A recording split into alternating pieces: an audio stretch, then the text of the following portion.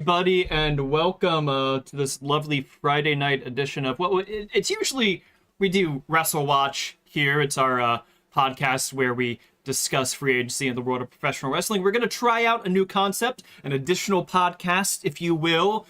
This one is reviews. So our community has been doing some ratings of matches as a collective, and we've been averaging out the ratings of the matches, and we're going to look through different promotions and regions and see what the best matches from the previous month were and discuss them in our little podcast for you all.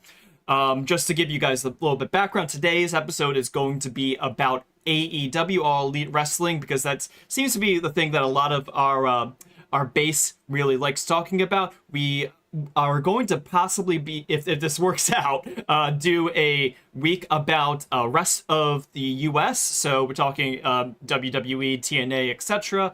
And then a week either on just men's and women separately or together of rest of the world. So talking Japan, Europe, etc.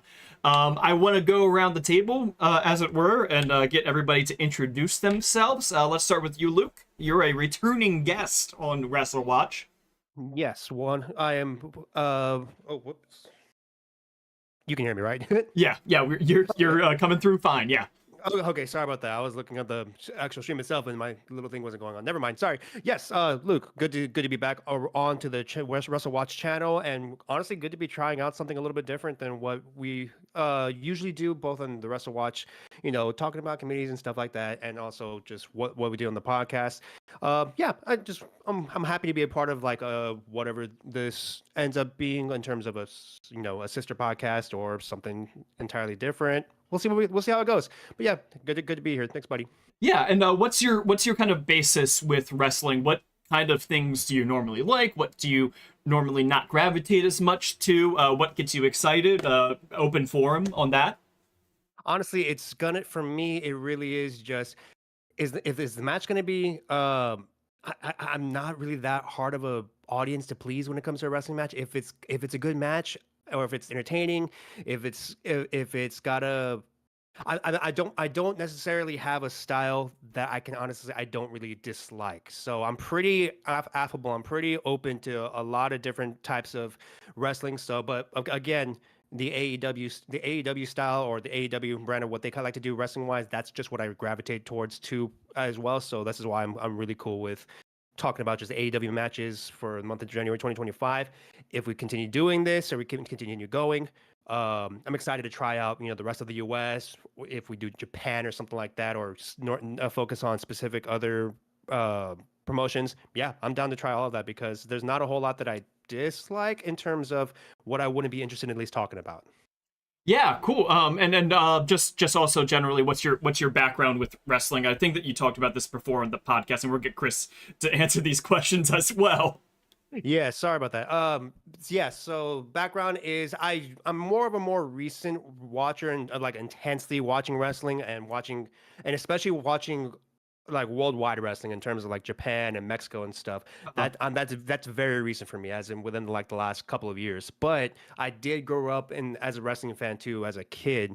Um, just when around I think it was around 2008 2009 when the WWE I think that was the ruthless aggression era. I don't It remember. can be. Sure, we'll go with that. We'll go with that. That around that time frame is when I just kind of fell off and I didn't watch just about anything for about what 15 years. Now I did keep my ear to the ground. I'll describe it that way. I kept my ear to the ground. I kept up with names. I kept up with stuff, but I just wasn't watching anything until I actually think I discovered New Japan first before just by just reaching out and just researching just different stuff to watch and just finding matches and finding out that New Japan the Puro style kind of just like I was attracted to it, and Mhm. then that's when I discovered AEW through that, and I've just been primarily in terms of the American style or primarily an AEW fan since. Cool. Awesome. So let's go over to Chris now. If you wouldn't mind giving a little bit of a background on what you've started off with, what you watch the most nowadays, and what kind of things do you like most? Hi, hello. So, my first sort of experiences with wrestling was around 2011. I started watching wrestling regularly, aside from just like the occasional stumbling upon it on TV with the Summer of Punk, and I stuck with it watching Raw and SmackDown pretty much weekly until around the time Punk left. Honestly, it was around that time. Punk was a childhood favorite of mine, so when he left, so did I, and that was around the time that high school started becoming a thing for me. Not to date myself so early into the podcast, but uh, it was around that time that wrestling stopped being something cool among my peers, and it wasn't until I was in college, uh, around 2018, that I started watching wrestling again. Uh, and it was around the time that AEW started popping up, and after growing once again growing dissatisfied with uh, WWE during that time period, I decided to watch the first AEW pay per view and never looked back. I've seen every single pay per view, almost every single episode of TV AEW has put out, Mhm. and through them discovered all sorts of other wrestling promotions. That's when I started branching off and discovered New Japan. I discovered Stardom, TJPW, CMLL, uh, plethora of indies, and just starting to watch a lot of older wrestling that I previously wasn't. It wasn't really in my. Uh, it, it wasn't on my radar, Yeah. say, and Mhm. uh, right now the promotions that I gravitate towards the most are AEW and TJPW. Yes, you are kind of our whisperer when it comes to Tokyo Joshi Pro. Literally Yeah, my personal lifeline into TJPW. resident TJPW stan on on the community. That's for sure. Yeah, so you will definitely be helpful to us when we get to talking Wrestler World about professional wrestling, I think. Absolutely, I have plenty of thoughts about some matches. Already, there's already been some really good matches in Japan uh, in just this first month. Of uh, course, January is a very pivotal month in Japanese wrestling. yes, Mhm. yeah. There are a lot of New Year's shows, of course, the ones revolving around Tokyo Dome, but that most Westerners know about. But of course, Tokyo Joshi Pro and Noah also have their annual beginning of year, end of year shows too. Is New Japan also running the new beginning also after Tokyo Dome in the month of January, or is that the next month? Usually that is in February, I believe. Yeah. February. Okay, Yeah. I Last year's could have was in February. I could have sworn that it was going to be like on like right at the end of the same month, but I might have just forgotten. But yeah, still very. It's usually a very busy month in Japan around this time. So you're right. Yeah. So, and just for the background of myself, I got into wrestling in the 90s as a child. I'm very happy to date myself. I would go to WCW shows, which is really going to date myself as a kid. Um, I'm from Baltimore, and that is the territory for WCW. They would go through the Baltimore arena pretty much like every month or two, be doing house shows. I remember going to house shows. I went the last show that I remember going to until my gap in watching pro wrestling live was the 1996 Great American Bash, which is the last pay-per-view before Hulk Hogan turned heel. So from there, it was not until I think it was called Best in the World 2021. I think that was the year I went to an ROH show, and that was the first show back that I watched. I was in person for. I kind of fell off with wrestling around like 2007, 2008. Just kind of fell off. The things kind of got less interesting for me around then. I was watching WWF at the time, and there wasn't a lot interesting to me at that point anymore. And I got back into wrestling during the pandemic. I started watching Royal Rumble matches because that is the gateway drug I find for a lot of people with professional wrestling. And from there, just I gotta say, it's because of Chris Jericho noticing that he was in AEW. I was like, oh well, let me go and check out this one because it has names that I'm familiar with, whereas WWE didn't really have a lot of names I was familiar with.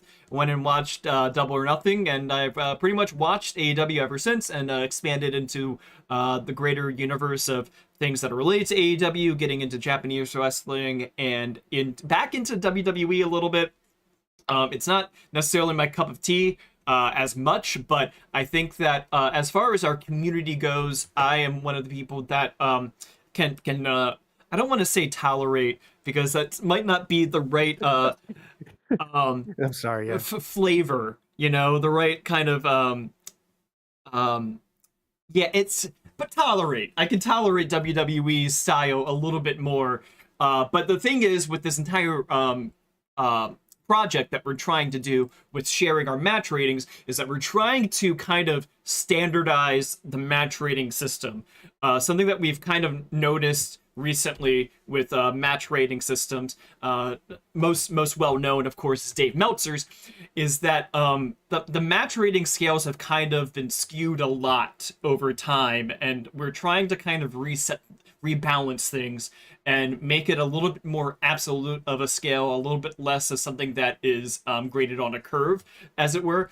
So Dave Meltzer's scale is ostensibly a 5-star scale. Most people know that about Meltzer's scale. Goes from 0 to 5. Well, it doesn't really go from 0 to 5. It goes from -5 to 7. Because obviously, at a point, he started giving matches more than 5 stars, which kind of defeats the purpose of your scale, but match quality's changed over time. Sure, makes sense enough, but he also doesn't really rate TV matches, so it kind of has been an issue for his scale, and due to he blames it on the quality of All Japan Women's Wrestling in the 90s for kind of messing up his scale for women's wrestling. But generally speaking, there is considered a little bit of a curve for Dave Meltzer when it comes to a women's match, where it feels like it's around like a 0.5 off of what the general wrestling community perceives the match to have afforded. So our purpose here is to kind of rebalance things and use a true 5-star scale. So just to give people a little bit of a reference here, we're not going to be grading matches that are squashes or injury matches in our system. So far, we have not rated those matches. We give them an NA. 0 means it is the bottom of the barrel, the worst ever match possible. Last year, I had a few matches that were in the 0 range, 0 to 1, meaning greatly disliked, actively wanted to stop watching. It is a very bad match, and you know it when you're watching it. It's not just boring, it is bad. There were a few matches last year that got into that range. I think a lot of us, we did a rewatch stream of a few of the kind of worst matches of the year, and a lot of people agreed on ones like Bully Ray versus Jinder Mahal tables match, for example, is a match that goes into this range. It's not just a boring match; it is an actively bad match. Once you go above 1, it's just you disliked it. 2 is it's a fine match. You liked it well enough. It's an acceptable match. So that gets you to 2.5 being the midpoint of the scale, being in a perfectly acceptable match. 3+ is a good. You actively want to rewatch this match. You recognize this match was good. 4+, it's a great match.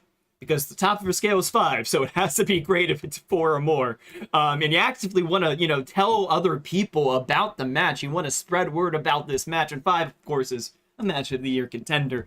I think that this pretty well gets to what our community has made for our scale system. This is adapting a few of the descriptions for the system from Chris. I know that he has his own kind of definitions of the system, and we tried to adapt it and get amalgamated between everybody's systems so that we have one nice scale here. Does anybody else want to talk a little bit about the scale, maybe, Chris? Yeah. So my interpretations of the scale are basically the first half of the lines before the comma. Generally just A 0 is just bottom of the barrel for me. No redeemable qualities for this match whatsoever. Anything between a 0 and a 1 is just something I greatly dislike. Anything between a 1 and a 2 is something I disliked. 2 is my baseline for a fine match. This was all right. 3 is my baseline for good. 4 is my baseline for great. And 5 is something that I would consider a match of the year contender. And the thing with the scale is that this is kind of actually also what Dave Meltzer has said that his scale is in the past. Specifically that 2 out of 5. That he's said many times a 2 out of 5 match is not a bad match. And that's kind of where we're going with it too, is that it is an acceptable match. Might not be something that you really want to see again, but it's acceptable. But now I know that you, Luke, don't really do match ratings as hardcore as the rest of us, right? No, not really. I've seen all y'all spreadsheets, and I'm like, I can't do that. I'm just like, I just know I won't keep up with it. For me, I don't know. The way for me, I don't want to put a hard number on a match that I watch because I don't want to feel like I'm going to lock myself into that rating because I would just want to reserve the right to myself that I might feel differently about the match later on in life. Like I can tell you that a match that I still think about even all the way since I watched it was Chris Statlander and Will Nightingale, the street fight and All Out. I still think about that match because I just thought that match was absolutely fantastic. And then, but I my ratings system is I'm gonna watch like Darby Allin and Will Ospreay and the Continental Classic. I'm thinking, man, that sure felt like a 5-star match, and then I'm just gonna move on. It's just gonna kind of keep going, and just kind of it's very vibes based. It's very vibes based because if it doesn't initially hit me right then and there how good or how bad a match was, over time it'll start kind of becoming clear to me how I still think about the match as time goes on. Like I said, Willow and Chris was fantastic. Chris and Mercedes at Worlds End and Full Gear were both fantastic. Honestly, pretty much any Will Ospreay match is going to be terrific because that's just who he is. There's also, but also, I don't really have I can't really think of matches that I would consider bad that I watched last year, except for like maybe one match. I don't really want to state it either. I'm not going to do that, but again, I don't have the harshest I guess scale. Anything from me, I'm usually somewhere like in the 2 or 3 range. And again, I'm mirroring both of you guys as well when it says a match in the 2-star range. Yeah, it's pretty good. It's all right. It did well enough. It got the job done. 3 stars. Okay. This is pretty good. That's just kind of that's where my rating system kind of is. My rating kind of is. But again, 5-star matches is of course going to be a 5-star match. It's going to be one that I'm going to be thinking about probably forever. Yeah. So and this is an interesting thing is that I think that I kind of I don't know if I'm going to say I'm a trendsetter about this within our little group here. I rated I think 861 matches last year. God bless you. But the thing was that, like, as you're kind of pointing out, Luke, about negativity of matches, it turned out that I only had like 10 matches that I put in that 0 to 1 star range for the entire year, but it could have been also like kind of self-selection, but yeah, like my general average was in the high 2, around 3-star range. So generally speaking, it might be self-selection, but generally speaking, I liked everything that I watched last year. I thought it was a really good year for wrestling, honestly. Exactly. Yeah. So, and I'm just gonna say that I think for me, a boring match is probably worse than a botchy or a bad match or something like that. But I think the matches. I think that my limit is if a match is like maybe it's worked poorly or produced poorly that it like actively insults my intelligence. That's where I get upset. And luckily, that doesn't happen very often. It did happen once last year. I'm not gonna point out which match it was, though. but still, it did happen. But I'm not gonna. That it's very rare that happens. So that's just kind of another thing I wanted to add. I think we can talk off screen, but I'm pretty sure I know what match it is. Yeah, I've definitely mentioned it, and I've definitely put it out there in the ether. So all you got to do is look at my messages about that in the group chat, and y'all will get it. But anyway, by the way, good to see you, TC. Also, thank you for correcting me on that. It was New Year's Dash that I was mixing up with, not New Beginning. Yeah, and TC in the chat, he's saying that he has 116 matches so far rated, which is great. Our community so far has rated 172 matches for the month of January. And there's a good amount of and there's a good amount of people in the community that are actively rating matches, whether it's keeping spreadsheets or just putting a star next to it and just running and going along with it. That there's actively rating. So that the rating systems, I think that we have like we averaged out go into the hundreds per place, right, or something like that. Yeah, so we'll average out. So for the record, let's start transitioning into talking about the matches for AEW, and we can get into the specifics of the system by describing it with one of the matches, perhaps. So we're going to talk about the top 5 matches from our community's ratings for AEW in the month of January. Now that we've finished the last Dynamite of the month, we might as well look back on the month now that everything is free and clear. We're not going to include anything from Dynasty, from Wrestle Dynasty. We're going to consider those as New Japan show matches for that purpose. If and when we do a podcast about Rest of the World Wrestling, if we do men's and women's separately, we'll get to those matches because I know that there's going to be a few matches from that show that are going to come up for that. So for the purposes of this is just AEW matches. The first match that is going to appear on this top 5 is Buddy Matthews versus Will Ospreay. This match was from January 8th on Dynamite from Clarksville, Tennessee. Our average rating for this match was a 3.79. So how that kind of works out for us is that we had a total of 7 of us in our community rate this match, and that's just the average rating that we got on a 5-star scale for this match. Yeah, this match was, obviously a pretty outstanding match. It is on the borderline there to where we're considering it a great match even. It was nice early wrestling, I thought, out of the gate with the match. There was the Os Cutter on the apron. There was a time when Buddy Matthews threw Ospreay off the apron and onto the announce table. Os Cutter off the barricade. It was just a lot of fun, and something that I liked about the match is that it finished with a nice leveling backup of the Styles Clash as a potential finishing maneuver.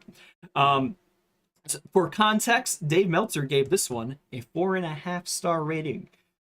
So I personally gave this one, let me scroll through because I did not prepare myself well enough. I gave this a 3.75, so I'm right on, bang on with the average rating for this match. How about we go over to Chris next, because you are part of our collective on the spreadsheet there. How did you review this match? What did you like about the match? All right, so Ospreay versus Buddy is a very interesting match for me because Buddy Matthews is very often a hit or miss wrestler for me. It very much depends on how the match that he's in is constructed. I typically tend to rate his matches that involve a lot of injury melodrama a lot lower. Mm-hmm.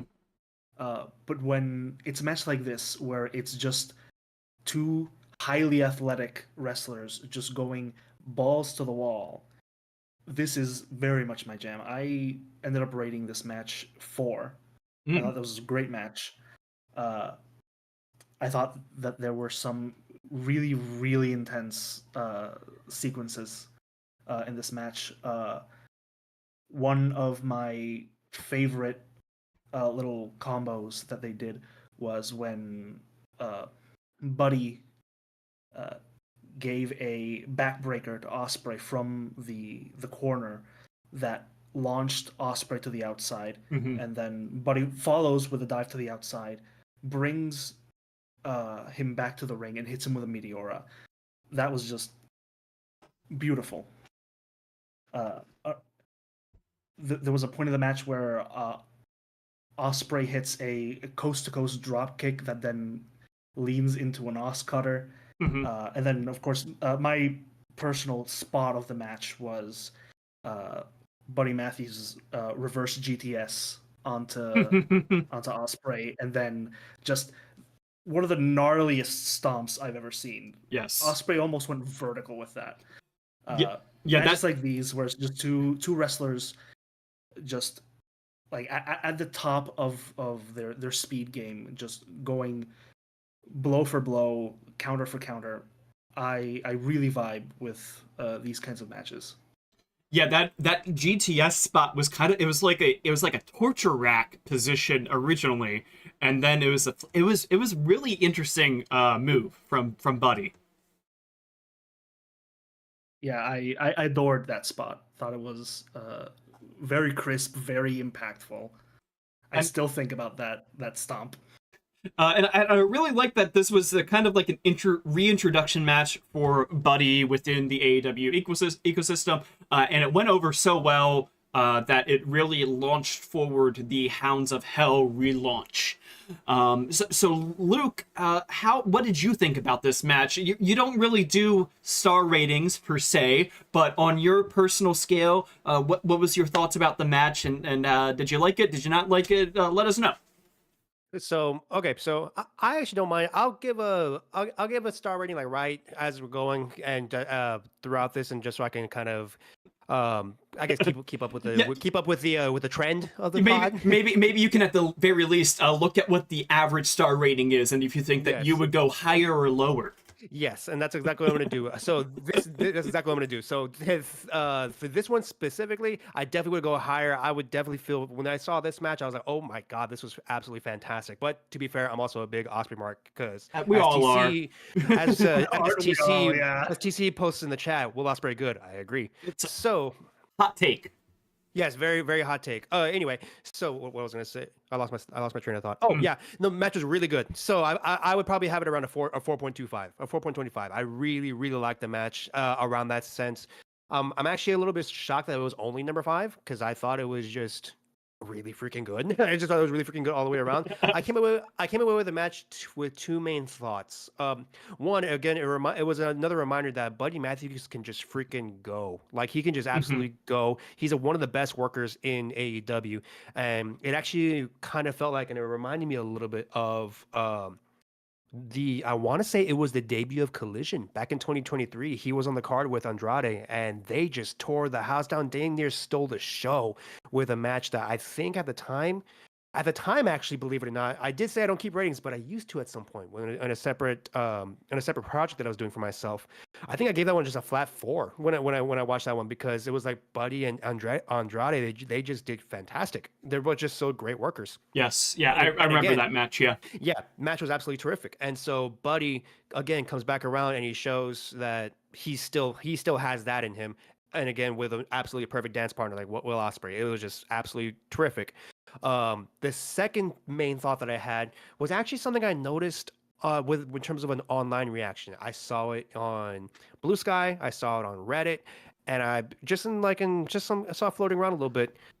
This was the second show that Max was streaming, simulcasting AEW Dynamite, and what I saw was that this was actually some people's introduction to AEW as they were watching from on Max for the first time.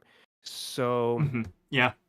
yeah, so and some of the reaction that I saw was, "Whoa, this is absolutely crazy. This isn't anything like WWE that I saw." I remember seeing one specific. I was tracking one specific Blue Sky account who was watching it, and they claimed, quote unquote, that they were watching AEW for the first time because they grew up as a WWE fan, blah blah blah, and they were like, "Oh my god, who are these guys? I've never heard of these guys before," and it was just that kind of reaction. So what I'm getting at is, this was a really, really good match to open the show for a potentially new audience, and that was absolutely perfect match placement on the booking of the match card for the night. So again, this was an absolutely terrific match, and I'm actually shocked that it's only at number 5. Well, it sounds like then we're gonna have to get on to what is number 4 on the top 5 matches in AEW for January 2025, so that we can see if maybe Luke might be wrong, might be right. We'll find out. Let's see if we can get him on side. Am wrong.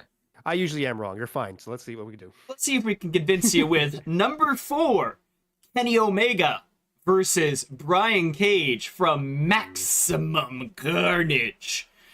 This one, we have an average rating of 3.88. Was on the January 15th edition of AEW Dynamite from the Brady Music Center in downtown Cincinnati, Ohio. I have been in this venue before, and I am very happy that they booked it. This was a venue that I had suggested that AEW should book when I was talking in my piece for our Substack called Residencies of Honor, which I was talking about what they should do in the future with Ring of Honor and Collision. I was saying you gotta go to these concert venues that are purpose-built and beautiful inside, have all the amenities that you want, and they booked it. So I guess that they must be listening. And looked great. And it looked great. It was a great time, I thought, for the shows. This match here, let's go to Chris first. What was your feeling on the match? How did you like it? What are your thoughts? Yeah. Before I get into the match, I do want to echo your sentiment on booking these kinds of more unique looking venues. As a fan of Japanese wrestling, usually the first image you have of Japanese wrestling is places like the Tokyo Dome, places like Sumo Hall, but there's a ton of smaller, very unique looking venues. Places like Shinkiba First Ring, Shinjuku Face, or I think most famously in the interesting looks department is KBS Hall in Kyoto. Yes. Which has the beautiful stained glass mural in the back. I think that these kinds of unique looking wrestling venues often give a breath of fresh air to a show that just booking it in a regular, just basketball arena might not evoke. And just seeing the structure of the venue, and this is something that I sort of felt very recently with the Hammerstein shows over the holidays, is just seeing the verticality of a venue like that is creates a very interesting atmosphere. Yes, I've been very lucky to do concerts at Hammerstein Ballroom a number of times, and yeah, it is really fun the way that you set up the camera on the stage. You get the entire crowd in one shot. Which kind of it makes it much more fun to be a part of that crowd in a little bit, you know? Oh yeah. Absolutely. So So the quick notes on this match is that it went 11:49 Kenny Omega with the pin. Chris, if you wanted to get us started off with your review. Of course. So my personal rating for the match might have been the one to sort of push this one over the edge and have it beat Ospreay versus Buddy. I give this one a 4.25, just slightly over a great match for me. And very interesting for me because I feel like this is very much the opposite of the vibe and pace that Ospreay and Buddy were. I think this was a much more methodical match, one that had Kenny on the back foot for most of the match, which is something that I really liked. I think that Kenny selling the midsection after the diverticulitis treatment is going to become the new Bryan Danielson seizure selling of AEW. This man is going to cause me so much grief. Oh man, can't wait. Over the next few years with his selling. And having Brian Cage as his first opponent in AEW for the new year was just a perfect fit as far as this man is just a monstrous wall of meat that is just going to throw himself at Kenny Omega and just try and pulverize his innards. There were a lot of really good power moves. I especially loved the power bomb from the outside entrance ramp into the ring. Brian Cage constantly surprises me with his strength.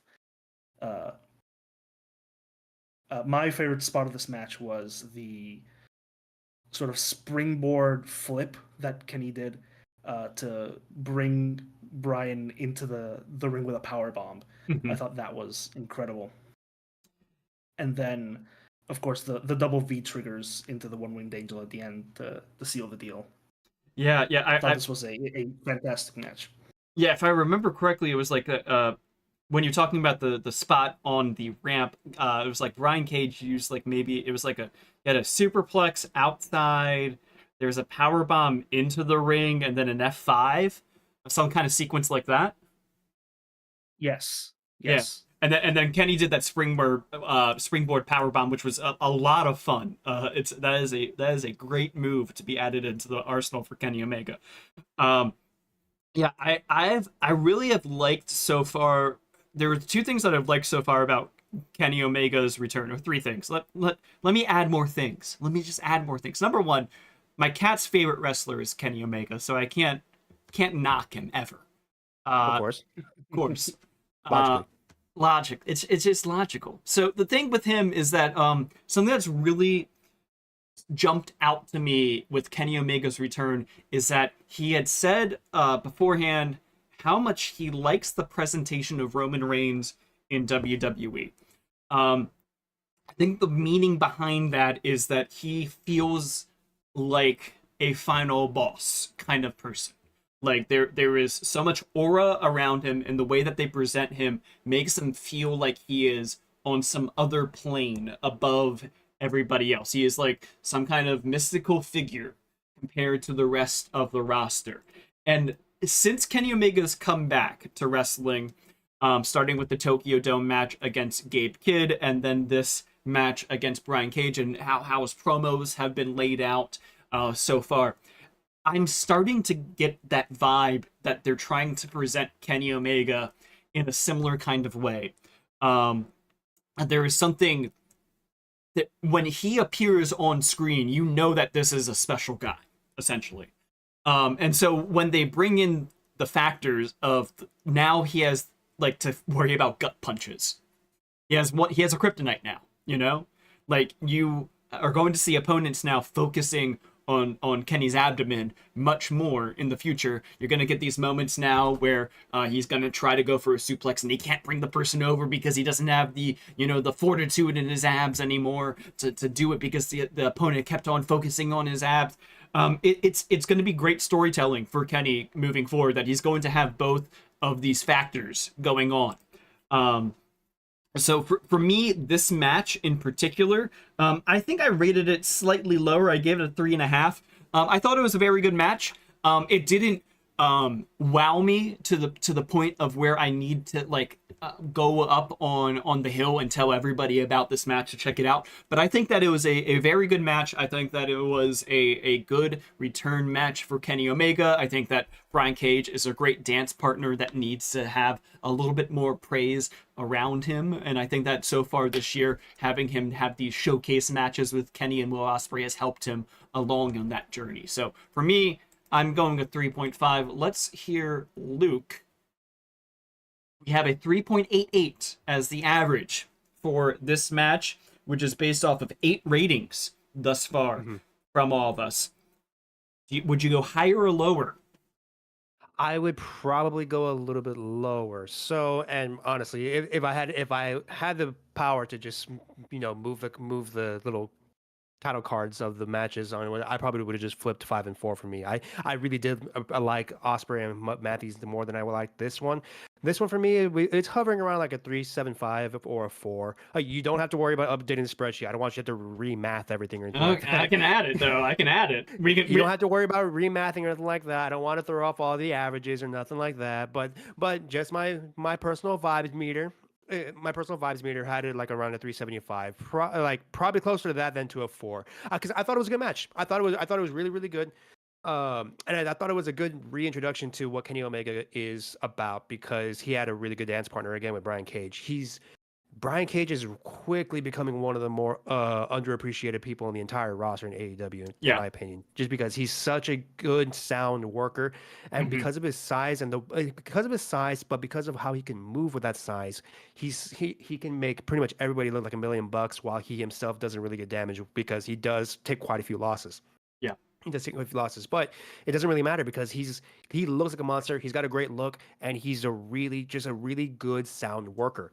And so he was as close to a perfect first opponent back in AEW, doing an AEW TV match. I'll put that also as a bit of a as a caveat too, that it was a really fundamentally sound match that I think did a really good job of reintroducing Kenny Omega to AEW TV proper. It makes me it made me just really excited for Kenny Omega's next match too, as well.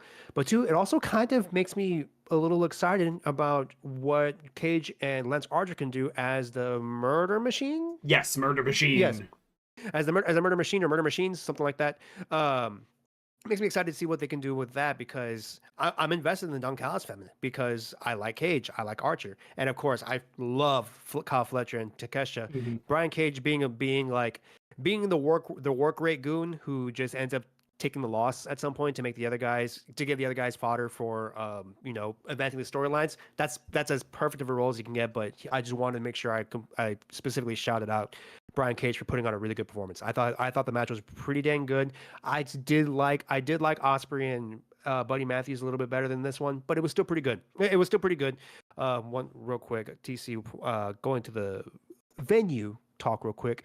He said that they shouldn't have painted the balconies in Hammerstein SMH. So I actually don't have a lot of, I guess, emotional investment in Hammerstein Ballroom because I didn't watch any of ECW. I didn't really watch the Indies too. I know GCW likes to run it too.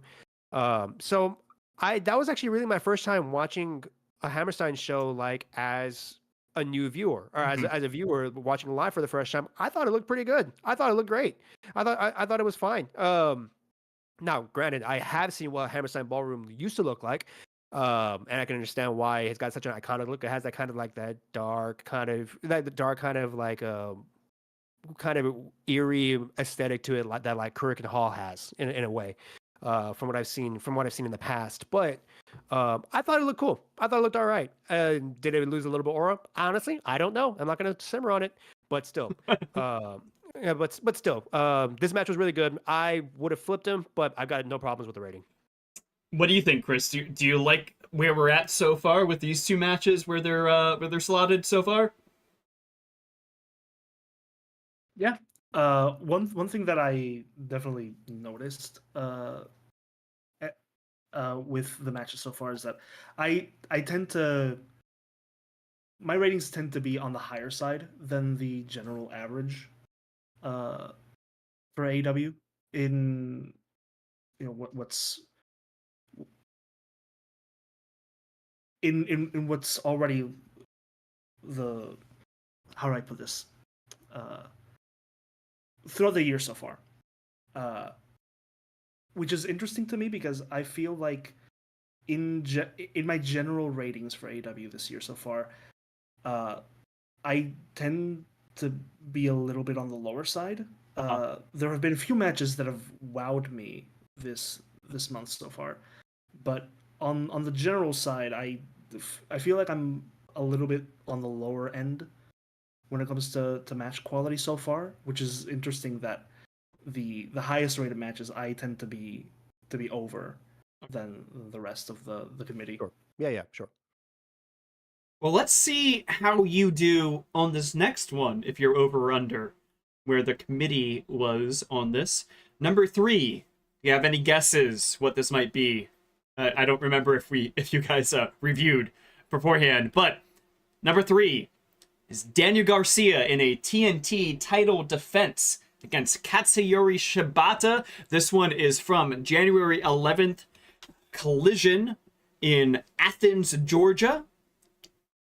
What do we think about this one? I think that you said, Chris, that you rewatched this one right beforehand, correct?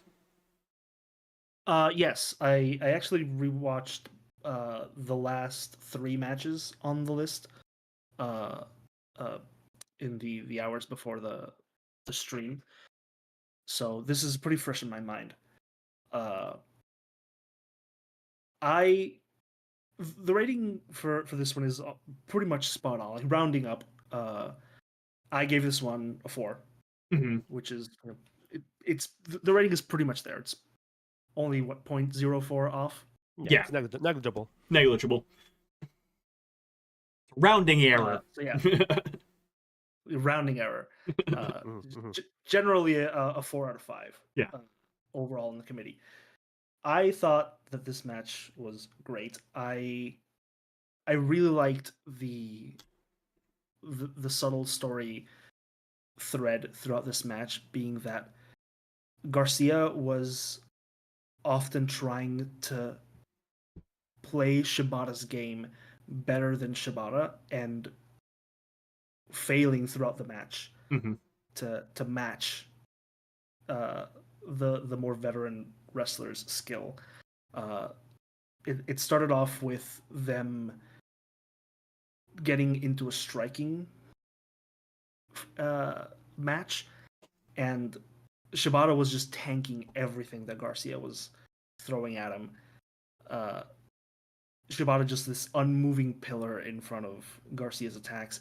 And then as the match sort of progressed, Garcia would start to bring things more to the mat.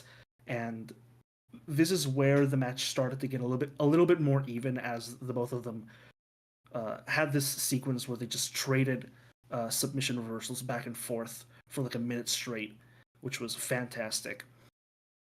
Any match between Garcia and Shibata that has a lot of technical grappling is just going to be fantastic in my eyes. And this is where the match starts to get more even between Garcia and Shibata, but you can still see Shibata having the edge over Garcia even then. And it takes a very lucky break from Garcia with the jackknife pin to almost steal the win from Shibata. The vibe I got from this match, and from even just the of the match that you chose for the slideshow, this was in the post match, I believe, right after the bell, or no, I believe this is from this was when they from the double sit up. Yes, this is the double sit up spot. Yeah. Yeah, but there's a very similar like image right after the bell rings, where you can almost see Garcia disappointed. Yeah. With the outcome of the match, you can tell that even though he got the win this time, he doesn't feel like he's surpassed Shibata, and I think it's very clear from the match that Garcia hasn't surpassed Shibata, and this victory feels like he just barely escaped with a victory. Well, the interesting... I really like that. I would say the interesting thing about that factor is that part of the story of this match, which lasted around 11 and a half minutes, was that Garcia wasn't able to get his flight into Athens as originally planned. He had to drive from Atlanta to Athens to get in for the match. I think it was like, or he had to drive somewhere. It was like a 500, I don't remember how many miles he had to drive beforehand, but he just got to the arena. He didn't have his gear properly. He went straight to the ring, is the kind of the story that they were saying with the match. So it's not surprising then that the vibe is, he barely got one out over Shibata. He might have been slightly disappointed with his performance for the match. Yeah, no, that makes sense to me too. So yeah, I was a fan of this match as well. Let me go and find my rating of this match. This was on Collision, which was on the same night as Battle in the Valley was on later in that night. I gave this one a 3.75 personally. So this one was a match that, again, I think was just on the border of being a great match. I've really enjoyed these defenses from Daniel Garcia so far, and as TC says in the chat, good month for Shibata. Well, I think we might have one more Shibata match left in us after this. So stay tuned for that one. How about Luke? What did you think about this match? Are you over under 3.96? Yeah, so actually, I was the one that also watched this match like right before we went on because I just needed a refresher. This was actually the match of the ones that we're going to talk about. This is the match I remembered the least of these, so I wanted to get a refresher, so I actually turned it on right before we went live. Mhm. So match is pretty fresh in my head, but I'm actually kind of kicking myself a little bit that I forgot how good this match was. I really liked it on the second watch. Mhm. I'm like feeling like a 4.25 or a 4.5 around that range. I really liked it. Um, because for me, um, this felt like as I was watching it and I was watching how Chris pointed out, that Daniel Garcia started off trying to meet Shibata at his game and it just kind of wasn't working. And it kind of wasn't working. Well, throughout the match, the rest of the match just started kind of feeling like a flat out chess match between like two grandmasters or something like that. They were just every single by like the second half of the match, every single submission that they were trying to put each other in, they were just reversing them out like from these spots that rarely ever see, especially Shibata, who is just so good at that. Um, it felt like that both people were trying to angle for leverage on every single submission that they were trying to do, and they just couldn't get each other down. It was such a cool technical match that punched way above its weight class, being on AW Collision, like streaming live at the same time as Battle in the Valley, like you mentioned. It was well above that, and this could have, in my opinion, believably been a pay-per-view match, and I think it would have been sent off right. Um, One more little note I'll make about this is I just want to highlight Katsuyori Shibata again, real quick. Um, he's in a weird place that I don't want to say weird, but he's in a very specific spot on the card that other people are currently at. Like, I think another good example would be the Beast Mortos, in that he does not win a lot on AEW TV proper, especially in singles matches. His wins are usually coming in tag matches. But still, he wins a lot in Ring of Honor. Like in Ring Mhm. of Honor, he's a killer. So, but in AEW TV, he doesn't really win a lot. But the thing about Shibata is he makes you work for each win. And that's why Daniel Garcia's how Chris pointed out that he looked disappointed that he had to get a surprise roll up for the win. It's because Shibata made him work for that, and it wasn't that he beat Shibata, he survived Shibata. That's a really good vibe for Shibata, and it makes perfect sense because of just when you see him work, he looks like he's still one of the best in the entire world. And it's not showing on the record currently. So I think it's a very unique place for Shibata to be like, I guess, used as, but it's really cool for me that if anybody's going up against Shibata, they like have to work for their wins if they're going to get it. Mhm. Yeah, and just to note also, this show, it wasn't. I don't think it was at the same time as Battle in the Valley. I think Battle in the Valley started after because that was on the West Coast.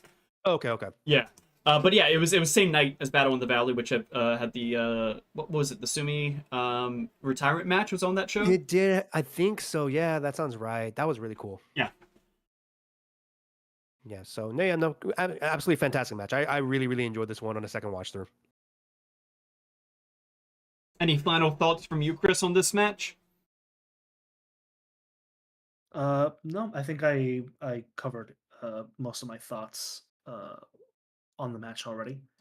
Okay, so the next one that we have, I believe, is the first one that's going over the 4-star threshold. This is a great match on average from everybody here on the WrestleWatch community. It is Hangman Adam Page versus Christopher Daniels in a Texas death match. This one was on the Maximum Carnage Collision taping. It aired on the 18th of January. This is another match this was a filmed match because Collision was taped on a Thursday and then aired on a Saturday from Cincinnati, Ohio. It turned out to be Christopher Daniels' retirement match. It went for 16 and a half minutes or so. So yeah, this is a very intriguing match. I really enjoyed it. Chris, what did you think about this match? I thought this match was, and I will preface this by saying I am a big, big Hangman Adam Page fan, but I thought this match was a fantastic match. It is currently looking at my my personal list of matches, I think this is currently my third favorite match of the year so far. Mm-hmm. I absolutely adored this match. I gave it a 4.75 out of 5. That's high praise. That is nearly a match of the year contender. Yes. To maybe steal a Davism, uh, I feel like this is the kind of match that a couple of decades ago would have for sure been a match of the year contender.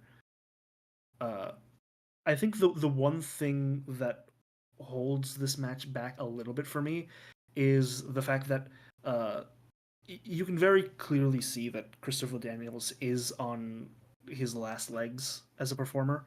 Uh, it's pretty apparent that he has, uh, taken a step back in the ring, and as we've learned in the couple of weeks since the match, that uh, his injuries have just piled on uh, to the point where the doctors have advised him to not continue wrestling after this match. Mm-hmm. Uh, I feel like there's just a little bit of hesitation in the match from him that just barely holds this back from me calling it a true match of the year contender.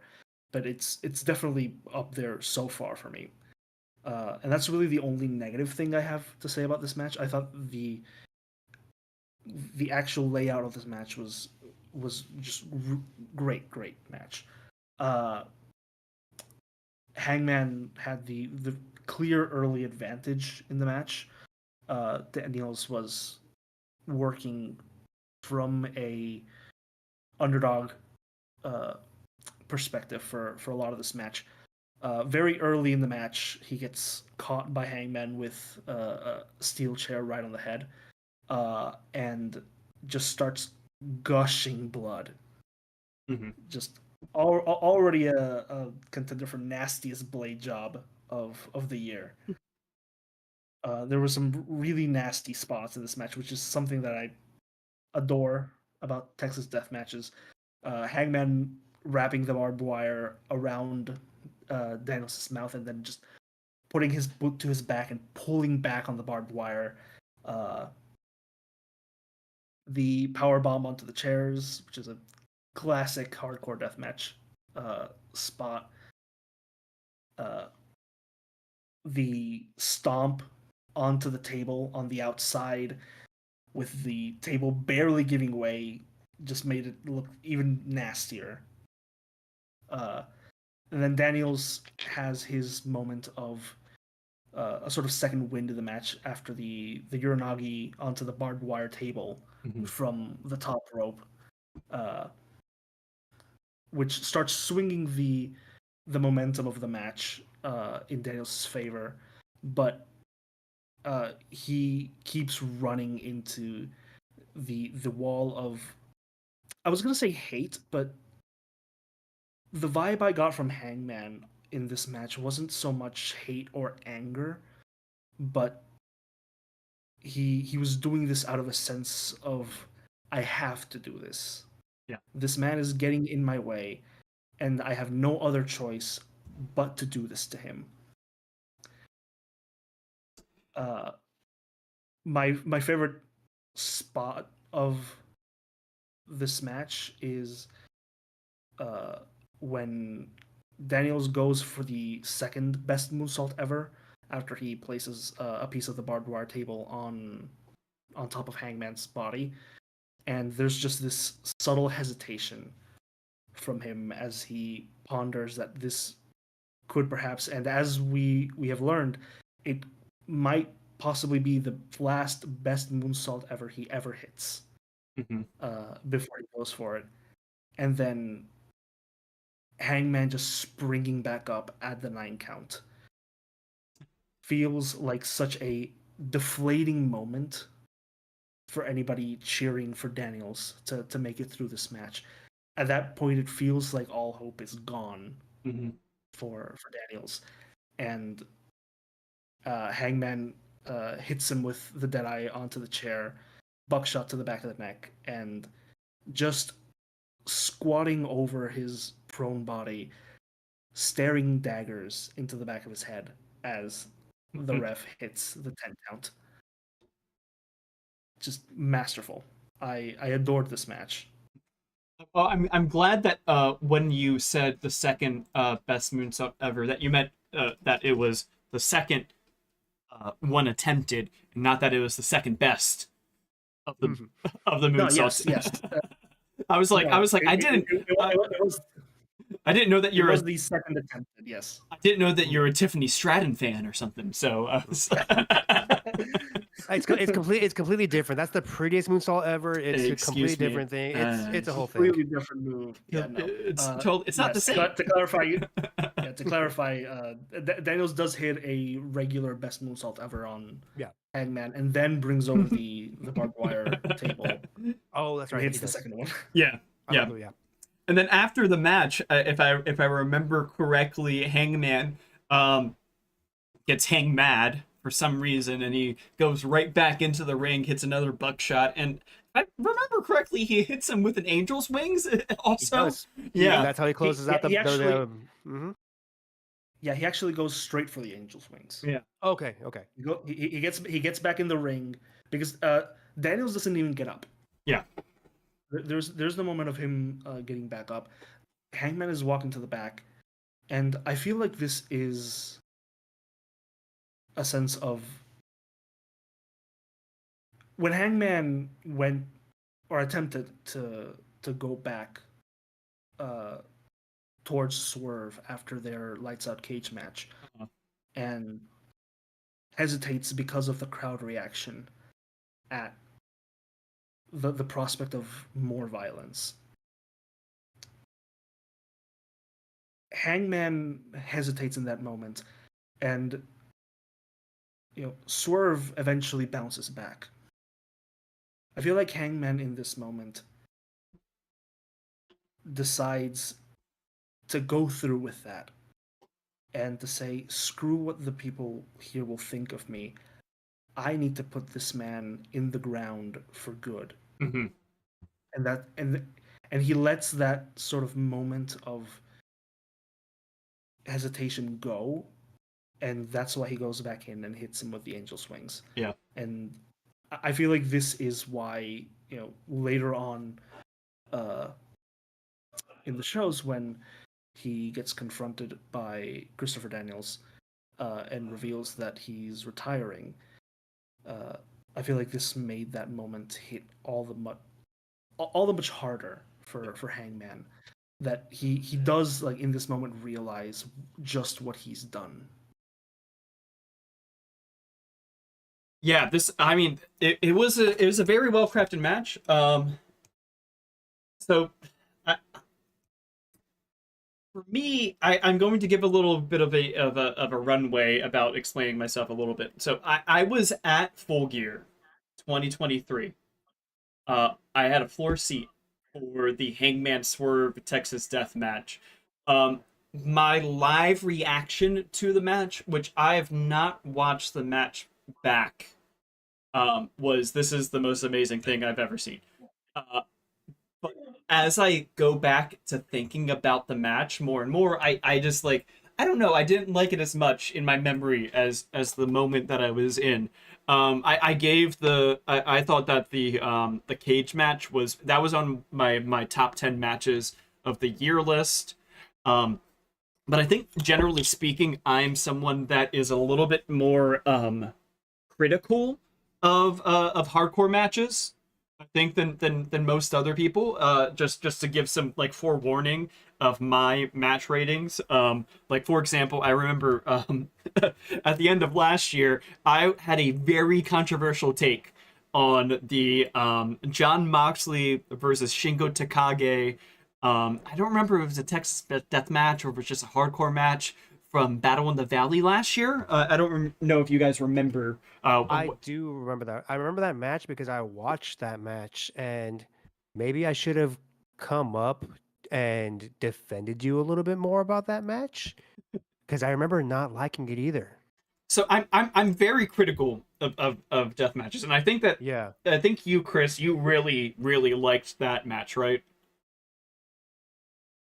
I don't remember saying whether or not I liked that match. It might have been somebody else. I thought I thought it was a good match. I didn't think it was the 5-star match that it ended up being. Mhm. Looking at the cage match rating, it was in fact a no disqualification match. Okay. I thought it was a good match. I It's been a while since I've seen or thought of it. Mhm. Yeah, me So too. I'm not really comfortable in, Gotcha. to give a straight up like answer like I like this match. I thought this match was great or whatever. Yeah. But I do remember liking the match. Yeah, I might have confused you with someone else from our community there, with that part. But yeah, so just I guess like what I mean is like the context is that I am more critical of hardcore kind of matches in its general, you know, categorization. So I really liked this match. Um, as Chris was describing it, I was liking it even more than how I rated it. I rated it a 3.25, to be honest, which sounds really harsh and critical, but I'm saying that I want to, for my scale of my meaning of a 3 is I would rewatch this match, and I would. But like I think that I am just somebody that is a little bit harsher on hardcore matches. I'm a little, I don't know if the nicest way of saying is that I have discerning taste, but I think other people will say that I'm hypercritical. Perhaps. So Luke, you see the average rating that the WrestleWatch community, our lovely committee of spreadsheet gurus, has given this match. They've given it a 4.21. Would you go over or under? First of all, I really appreciate that we got such a wide dichotomy between the ratings between y'all two. Well, one's a 4.75, the other one's a 3.25. So And I like remember, that. it's not. I'm not saying that match is bad. No, no, no, Okay? no, no, no, no. I did not want to preface that by saying, "Oh yeah, no, this is low for a reason." I get it. No, I'm just saying you like the match, and I like that there's a varying variety of how much one liked the match versus how much one really liked the match. Blah blah blah. Oh, and Hangman is like one of my favorite wrestlers, and I think that the story work that he's doing is amazing Oh right yeah. now, and this is Oh really helpful to the story he's telling.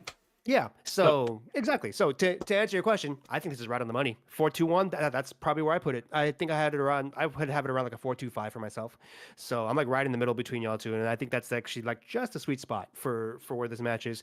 I think the match is gonna hold up well in going like we were thinking about that. This is how Christopher Daniels' career ends. If I like to keep I guess a qualifier in that if he decides to stay retired, he should. But if he stays retired, because there's a lot of people who should have stayed retired and then they came back for like one more match that they probably shouldn't have. Um, but based on the interview that Christopher Daniels did with I Fightful, I believe so. think that I believe, or no, I think it was Talk Is Jericho. I think it was just a Oh transcript. yeah, no, yeah, it was talking to Jericho. Yes, It was a transcript that I read, and they yes. just put the transcript on Fightful. That's what it was. And the way he described it, I'm pretty sure he's done. I don't think he wants to risk any sort of long term damage than what he's already done for himself at this point. So I'm Yeah, gonna go. You know what? yeah. He has a lot of injuries that have been nagging before this match even happened. Yeah, exactly. So I feel pretty confident. I think he's done. So in the context that this is his final match, and it was as violent as it was, I actually did not. I don't know what I expected, but I didn't expect them to go as hard as they did for a Texas Death Match, and that kind of caught me off guard. And I like that. I like that I was caught off guard with just how.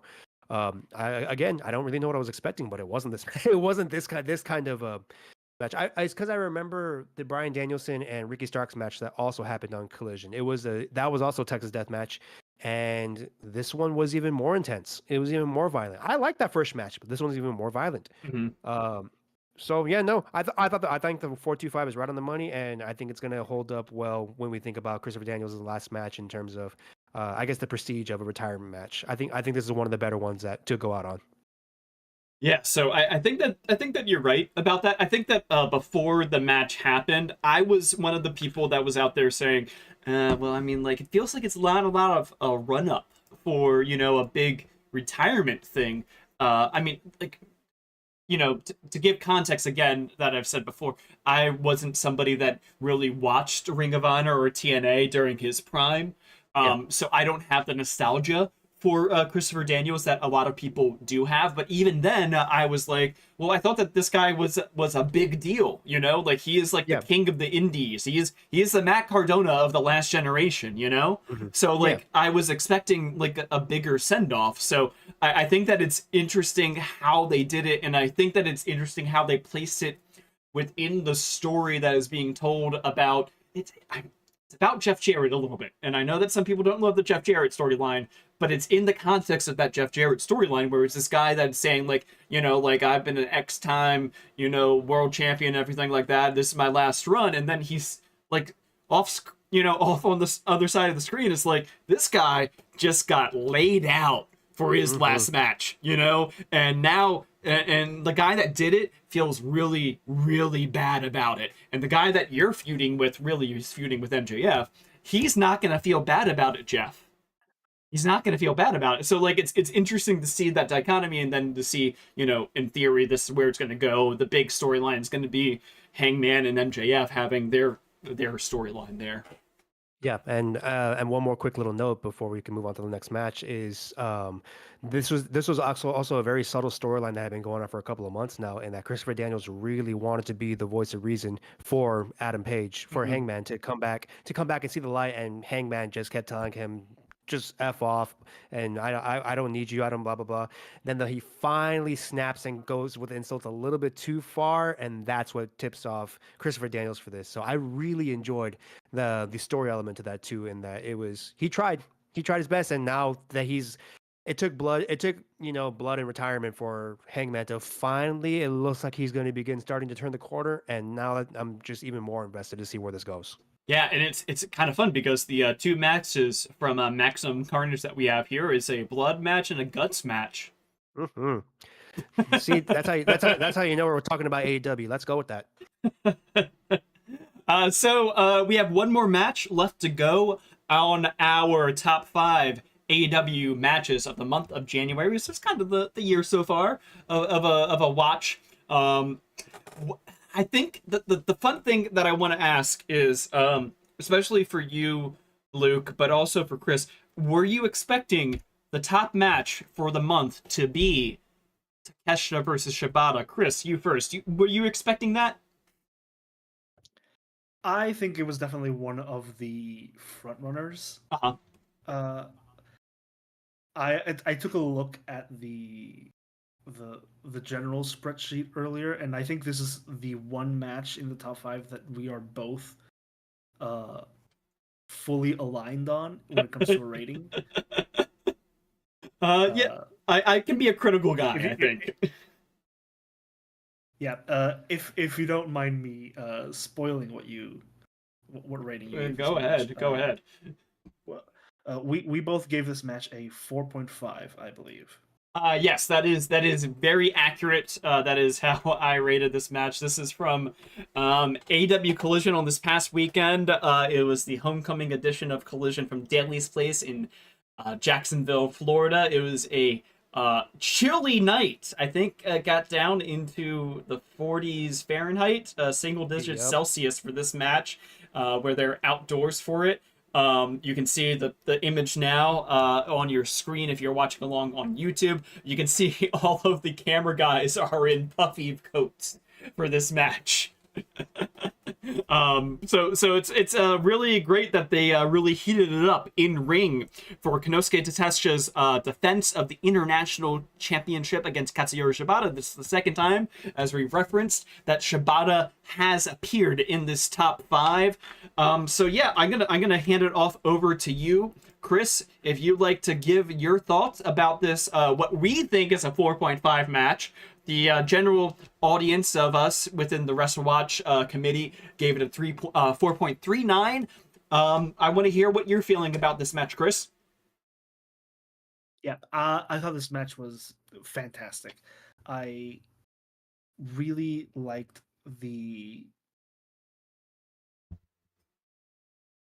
I really liked how in the very beginning of the match, Takeshita and Shibata are both playing the grappling game, and Shibata just barely comes out on top with the PK kick that he does miss, but Mhm. It does place Shibata in this early position of advantage over Takeshita, where I think Takeshita was much like my feelings over the Garcia Shibata match. I think that Takeshita tries to play the grappling game with Shibata, and Shibata just keeps coming out on top with that. And it's not until he leans more into the striking, into the suplexes, coming from the man who uh, made his college dissertation on the German suplex. Uh, I think that once Takeshita starts shifting the gears of the match towards a more strike heavy match, that's when he starts getting the advantage uh, until he just completely batters uh, Shibata at the end. Uh, the Some of the spots on this match that I really really enjoyed were the sort of fighting spirit spots with Takeshita doing that wheelbarrow German suplex that he does, which is just gorgeous every time, and then Shibata just immediately getting back up, hitting the PK, and just collapsing next to him. Uh, Takeshita bringing Shibata up with a Blue Thunder Bomb, only for Shibata to kick out at one. But then, in my favorite types of like kickouts at one is when the other person kicks out at one, but you can so very clearly see that it is a last ditch effort, and that's what this was. Shibata kicks out of the Blue Thunder Bomb at one, Yeah. and it's not even a minute later that Takeshita hits him with the Raging Fire to end the match. It very much was just that last gasp that Shibata had before Takeshita put him down and retained his international championship in a much more definitive way than Garcia retained his TNT championship.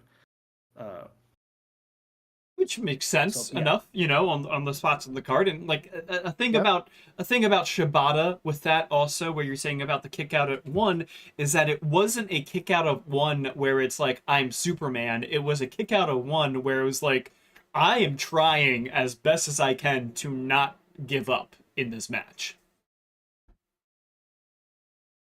yeah, absolutely. Those kinds of last ditch effort, last ditch hope spots are some of my favorite. Some of my most heartbreaking moments in wrestling. Uh, and I tend to like when wrestling breaks my heart sometimes. Yeah, and I really liked how they worked outside the ring during this match. The ref for this match, can't remember who the ref It was was. Aubrey. It was Aubrey. Yeah, It was Aubrey Edwards. she like went out of the ring to watch them as they went outside and brawled outside. But she just like let it happen because it was obvious. I mean, like in kayfabe, I would say it was obvious to her that they were gonna get back in the ring. They were just, brawling outside. It wasn't like they were losing track of the match. And I like when it's that kind of a way of dealing with things with like that. Just a lot of great suplexing, hard hits. Takesha's classic trademarked wheelbarrow suplexes. I like the fact that he had to use he didn't get it. He didn't get the win with the Blue Thunder Bomb, and I think that the thing with Takesha is that like it's not necessarily that he doesn't have a finisher, but his finisher is a move that a lot of other people use as like a setup move. So it's interesting to see him win with a different move, you know? Um, So yeah, I just really love this match. I love Takeshita in ring. I thought one of my favorite things in AEW all time is Takeshita's white meat babyface run. Is one of my favorite things. And the fact that he is one of the rare people to get over just with match quality. Like this is something that I've noticed a lot. We're gonna do a little discourse moment with this. Is what's more counter discourse is that a lot of people talk about like AEW quote unquote doesn't have stories. AEW does have stories. And even when you look at the people that get most over in AEW, the people that get most over in AEW, it's because not only are they doing good matches, but they have a great character, they have a great story, they have a great aura going on top of it. So you look at, like Hangman Adam Page. People love the story that he is selling. People love the character and the aura of Swerve Strickland. They love what's going on with Tony Storm. And all of those people are people that put on great matches. It is very rare for someone to just get over from great matches and not have a story going on. And Takeshita is the rare person in North America, I mean, in the English-speaking American wrestling world. It is very rare for that to happen. And Takeshita is one of the people that did that. He got over just as a white meat babyface who does really good matches. So him now being on the run that he's on, where he has a real character figured out, that he has a storyline figured out, and as a heel on top of it, doing great matches and being over still through all of that is really indicative of how big he has gotten and how much trust that AEW has in Takeshita to stay as a top guy. Because he's not giving promos in English to the crowd. He's not doing that, and he's still over as a heel even. So I love this match. I gave it a 4.5. I would love to hear Luke now.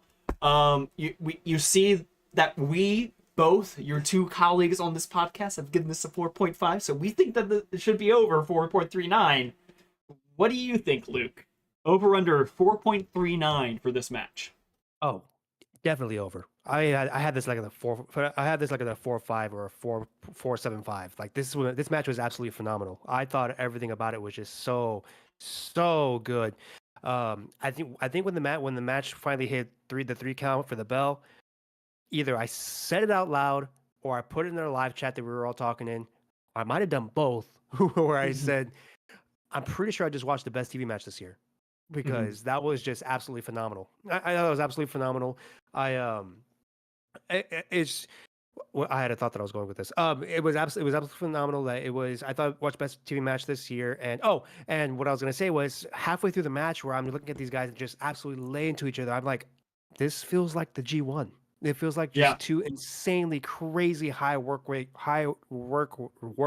Jesus Christ, guys that can be that can just absolutely just lay into each other, and both of them look absolutely fantastic. And again, going back to what TC said earlier up, and that Shibata had a good month. Shibata's probably the MVP of the month of January. If I'm gonna be honest with you. Well, TC now is saying in the chat, and this is a hot take, but possibly not super hot. But it's in the vibe of hot takes. Here on WrestleWatch, he says Shibata being the least cooked of the 3 Musketeers is wild. What do we think about that? Is he the least cooked of the 3 Musketeers? Remind me, it's Okada. Is it Tana, Okada, and It's Tana. I'm mixing them. It's Tana, Shibata, and Shinsuke, isn't it? Yes, it's Shinsuke Nakamura is the third. Okada is a freewheeling free agent. Okay. Compared to the 3 Musketeers. Yeah. With apologies, that's not a very high bar. He's Okada is the Yu Umura of the classic 3 Musketeers. God. Yeah. Now that is a hot take. Well, okay. So the new 3 Musketeers, the right wave 3 Musketeers, is supposed to be Shota Umino, Yota Tsuji, and Ren Narita, right? Ren Narita. Isn't there one more, Shota? Oh yeah, Shota. Duh, you already said. Yeah, Shota, Yuta, Ren. Right. Those are the Yuya. 3, and Yuya is the 4th one. He's not canonical of the 3 Musketeers. No, he's the Andy Murray of that group. He is the Okada. Okay, that makes sense. So yeah, no. First of all, just to answer the question, that's not a high bar to clear. Nakamura and Tanahashi, they're both pretty dang cooked. It's mostly in the knees for For Tanahashi, for Nakamura, it's everywhere. At this point, but no, Shibata looks Well, great. He looks great. He's still a killer. well, Nakamura does love surfing also, for the record. So That's fair. he has something going on. Yeah, I mean that is fair. Anyway, I also don't think it's that surprising no, it's that not. Shibata is the quote unquote least cooked of the three. I think Shibata's style perhaps lends itself to more longevity. Yeah. Than that, and the fact that he's had a pretty significant layoff compared to his peers. He spent years not actively wrestling, and as we saw for Danielson, that can sometimes give you a new lease on life when it comes to wrestling. So seeing Shibata not only still be able to wrestle, but be able to wrestle at as high a level as he is, isn't particularly surprising to me. No, not me neither. And if you hadn't brought it up, I was going to bring that up too about the layoff that he had. So yeah, that's exactly correct in my opinion too. So I have an interesting question to you guys then, because speaking of this Three Musketeers question, I don't think that we're going to have a Takeshita versus Nakamura match this year. Do you guys think that's not going to happen? I think that's safe. I don't think it's going to happen. They want to run Nakamura with Tanahashi for his retirement run. I want to see Tanahashi and Cena go at it in the retirement for both of their retirement runs. Crazy things have happened, but that might just be a little bit too crazy. Both he and Nakamura. I don't know about that.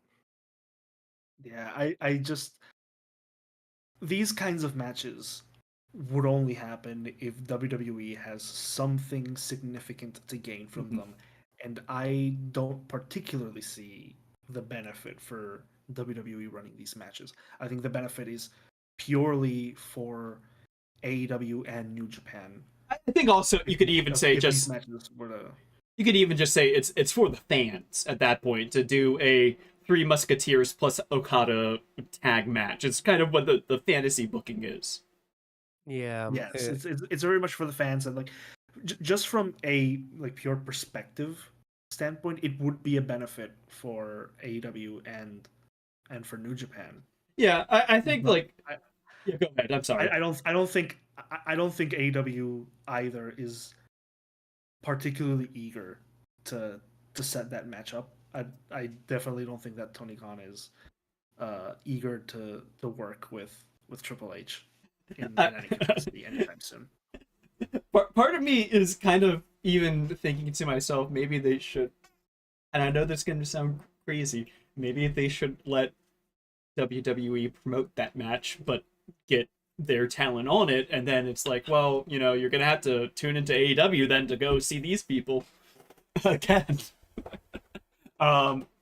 But that's a whole lot of that just circles back to my point of I don't see how this benefits WWE. Yeah. That's a whole lot of negotiating. That's a whole lot of negotiating red tape that I don't think they want to go through. So the very low hopes for that match. Yeah. So those matches to happen. So the angle that I'm going to go with this, there is a question here. There is an actual question here. Is that it is so we have seen Konosuke Takeshita versus Katsuyori Shibata this year in 2025. We are very unlikely to see Konosuke Takeshita versus Shinsuke Nakamura this year in 2025, unless maybe something happens in Noah. Maybe DDT figures something out. Maybe, who knows. But there is a match that's already on the books. The third of the Musketeers, Konosuke Takeshita versus Hiroshi Tanahashi. Now we have a rating for this match. We have an average rating of 4.39 right now for Takeshita versus Shibata.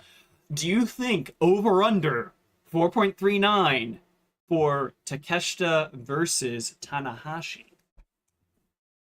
So so the bar is at 4.39, right? At 4.39 is the over/under. Yes. I'm gonna take the under, but it's not gonna be that under the 4.39 that you might think. When Tanahashi's motivated, let me rephrase that. That already sounds terrible. But when Tanahashi's got a match that he really wants to work, like Okada's goodbye match, he can still put in a really good match, a really well structured match. The Okada's goodbye match with Tanahashi, the singles match, was really freaking good. Like Tanahashi still showed he has something in the tank.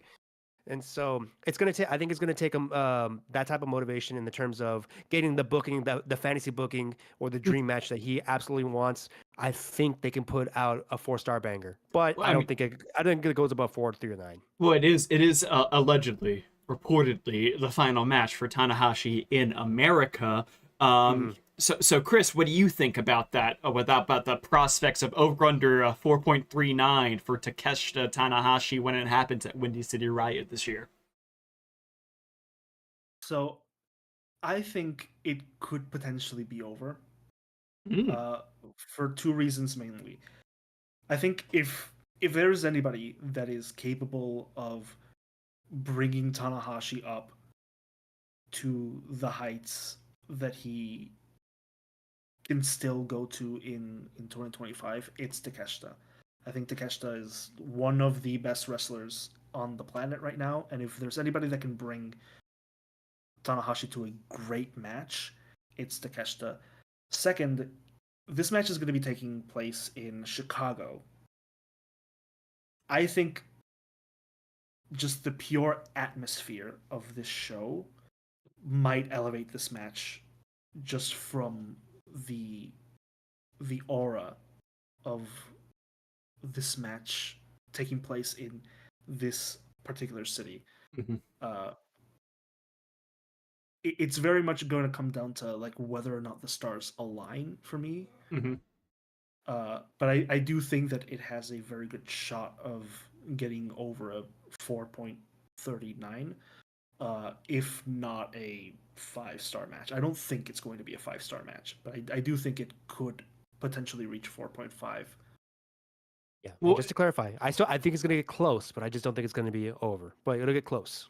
Well, and another factor of this is that Takeshita has signed a 1 year deal with New Japan through all this, which this is more of the flagship talk for WrestleWatch about contracts and free agency, of course. But the interesting thing about that, of course, is that it sounds like Takeshita has a minimum of matches that he's going to be operating for New Japan. Is kind of be his home venue for his work in Japan this year. Of course, the person that is the president of New Japan is Tanahashi, so it's kind of like he's handpicked Takeshita as like the guy that he would love to have in the future in New Japan when he is retired from in-ring work, and he's saying, "I want you to be my last match in America."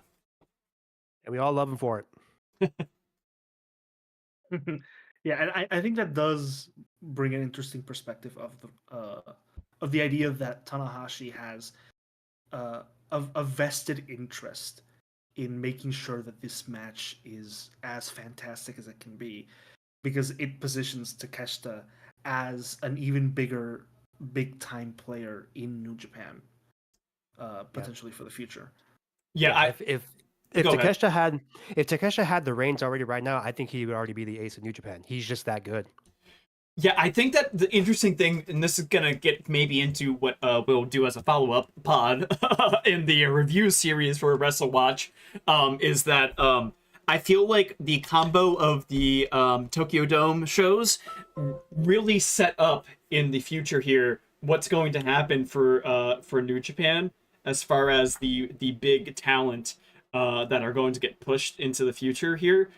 You have Zack Sabre Jr. is the big guy on top right now. You have Shota Umino as a guy that they're kind of trying to look at as like the next guy. They're hoping to be the next guy, but it might not actually happen as the next guy. But then you have Gabe Kidd kind of on the fringes there. Wait, he had a really great match with Kenny Omega. Wait, maybe Gabe is gonna be like a big babyface figure, and then you have Takeshita sitting there. They brought this guy in from AEW and DDT and said, wait a second, maybe you're gonna be the guy. We're gonna give you two shots on in the Tokyo Dome. You're gonna get over to Takage and Ishii in 2 consecutive nights. We're gonna see if maybe you could be the guy. So there are a few paths I think that New Japan could be going into the future. Hmm. Yep, I completely agree. I think that's what they want. I think that's what they want to do. They might. I think they're probably going to try and do a little bit of lobbying just so they can get maybe Konosuke for even a little bit longer, or just having an extended run in New Japan on that dual contract even longer than the past year. I already absolutely think he's doing the G1. Like that's. I think that's already a lock. Yes, I think that's probable as well, and I think that's a good jumping off point for us on this episode of WrestleWatch reviews. Hmm. Any final thoughts for either of you, Chris? I think that AEW in the month of January uh, is already like firing off quite a bit on the quote unquote bangers. Uh, I think that overall, uh, their match quality could be a little higher across the board. Uh, Yeah, but I think that as the stories that they're currently in progress and we start to get more high profile matches on the shows, I think that the match quality over the across the board is gonna rise up. We have Grand Slam Australia coming up soon with uh, Kenny and Osprey versus Fletcher and Takeshita on the horizon. I think that's going to. I think it's not a far off prediction that we're probably going to be talking about that match very soon in one of these review pods. what do you think, Luke? I um, I think that I just noticed that the top three matches are all from Collision. That's kind of actually an interesting thing to me. That I think that feels. I feel like that kind of tracks with how if I'm going to talk about like comparing Dynamite and Collision for the first month of the year, Collision did kind of feel like the stronger show of the year in terms of Yeah, the match quality, um, and it does reflect that to me between Shibata. Honestly, has been mostly on Collision. I mean Collision for this month, and he like I said he was probably the work rate MVP of the first month, and so really happy to see that he is still absolutely a killer in the ring. well, I mean, it's kind of because there is a soft roster split in AEW for people that Yeah, are not familiar with AEW's work. yeah, sure. There is a soft one, and it generally comes down to the Men's World Championship and TBS Championship are on Dynamite, and the Women's World Championship and TNT Championship generally have been on Collision. You can kind of see also with the matches that you see there on the screen. Mhm. That kind of tracks. The Kenny Omega and Osprey storyline has been mainly on Dynamite as well. So there is a soft roster split, but I think that with the deal on Max, that they are not they feel like that they can just put the matches on whichever night and not feel like they have to like they're gonna get hindered by it as much Yeah. because of TV ratings. Yep, I agree. Yeah, and I get that too. And just by looking at I think it does vibe with me that Collision might have been the stronger show in ring, but honestly, that's just it doesn't really matter overall. For me, I think the match quality was pretty dang high across the board in AEW for the first month. So I'm really happy with where they're at right now. The matches feel great. The storylines I think have been feeling great. Aside from the world title stuff, which I'm a little higher on than others, but overall the show feels like it's in a good place. So I'm again excited to see what February brings us. Yeah, and Yeah, and then go ahead, I Chris. agree on the idea that Collision over the past month it feels that Collision has been presented as a a much closer comparison to Dynamite. I feel like it's been presented as a much stronger show in this first month of the year with like high profile matches on the show, like Takeshita versus Shibata, and of course what is easily promo of the year so far, between Timeless Tony Storm and Mariah May. Uh, there's been I feel like there's been a more concentrated effort this past month to make Collision feel like a bigger show, Yeah. and I think that if they keep putting matches like these on the show, keep putting segments like that on the show, that the gap between Collision and Dynamite is going to shrink. Yeah, I generally agree with those opinions about the two shows. I think that you're seeing that more important things are happening on Collision again. And so I'm looking forward to how things work for the rest of the year for AEW. I think in a month we'll be doing a review. We'll look at what has been the best matches of February. We'll have Grand Slam Australia to look at, I think, during that one. And we'll look at just the general leaderboard, essentially, for AEW for the year. See if anything dethrones Takeshita versus Shibata as the match of the year so far for AEW. We'll be back, hopefully, if people like this as a format, with another episode next week, maybe, about either we'll do one on the rest of North America's scene, or we'll do a rest of the world. We'll figure it out, and we'll let you guys know about that. Tomorrow night's Royal Rumble, so maybe it'll be the North America to get that banked in and get the, get the social media buzz around that, Gotta play that. Gotta do that. So with that, let's go around the table and let's give a nice goodbye, Chris and Luke. Goodbye. Nice. All right. Yeah. So if you guys want to follow us on Twitter, on Blue Sky, on Substack, we have WrestleWatch on there. And please subscribe to us on YouTube, where we do our live streams every week. Normally, we're doing the flagship podcast on free agency in the world of professional wrestling. This week, we're doing our reviews podcast. So please subscribe to us and let us know what you think about what the best matches of the month so far have been for AEW.